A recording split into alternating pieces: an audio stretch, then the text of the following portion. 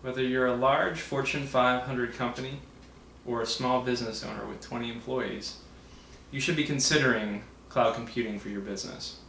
Cloud computing, also known as the rent model, has several advantages to traditional IT infrastructure approach, also known as the own model.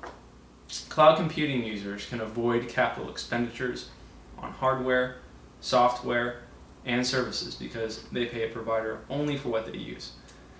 Consumption is usually billed on utility or subscription basis with little or no upfront cost. This is especially attractive for small businesses that might find it difficult to justify the expense of owning and maintaining their own hardware and software applications.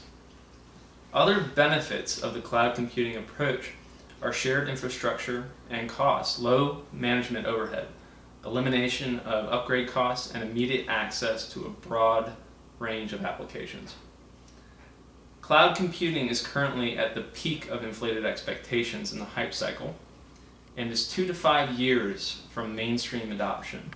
Gartner's report goes on to say that users are changing their buying behavior, although it is unlikely that they will completely abandon on-premises models or that they will soon buy complex mission-critical processes as services through the cloud. There will be a movement toward consuming services in a more cost-effective way. Every IT vendor has a cloud strategy, although many aren't cloud-centric.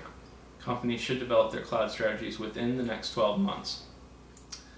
Nicholas Carr believes that companies will begin to treat IT as a commodity, similar to electricity or other utilities.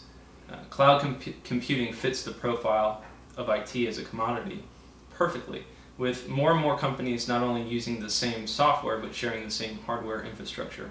There will be very little customization in IT and an even lower ability for IT to provide a sustainable competitive advantage for companies. Therefore, the adoption of cloud computing will accelerate Carr's vision of IT as a commodity.